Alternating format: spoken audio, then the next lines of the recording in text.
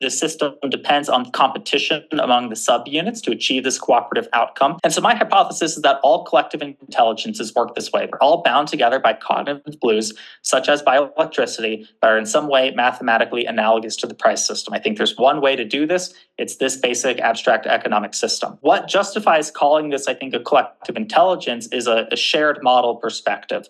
So prices are a set of publicly available electronically transmitted numbers that condense a huge amount of decentralized information, which means they constitute a model of relative scarcities. And it's a shared model because we all see the same set of prices. And so if we just think about like an active inference internal model thing, it seems like you can associate a self to an internal model. So if everyone has the same model, then everyone's part of the same self. So it's a collective intelligence.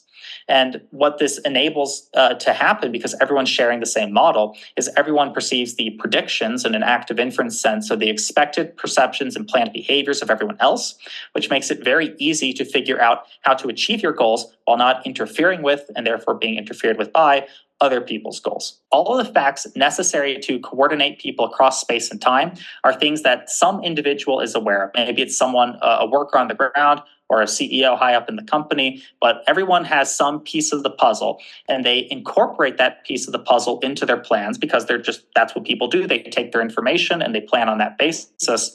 Then those plans, as we've seen through supply and demand, are condensed into prices such that updates to relevant information cause updates to plans, which cause updates to prices. So this is this diagram. So information causes plans, causes prices, and then changes in information yield changes in plans, which make changes in prices.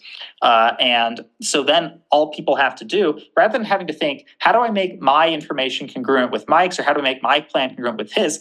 All I need to do is make my plan congruent with prices, which is easy to do because I know what the prices are and I know how much money I have, which then unwittingly makes my behavior congruent with your behavior as well. And so the simple signaling system allows everyone, in the US, Mexico, Brazil, China, et cetera, to coordinate with each other without realizing they're doing so. This causes a massive scaling of plans and goals. An ordinary human on their own just plans to acquire food and shelter so they don't get eaten. But when you combine people into the system, all of a sudden people start planning to create millions of commercial grade pencils every year. This system really scales up people's goals by making it highly attainable to achieve those goals.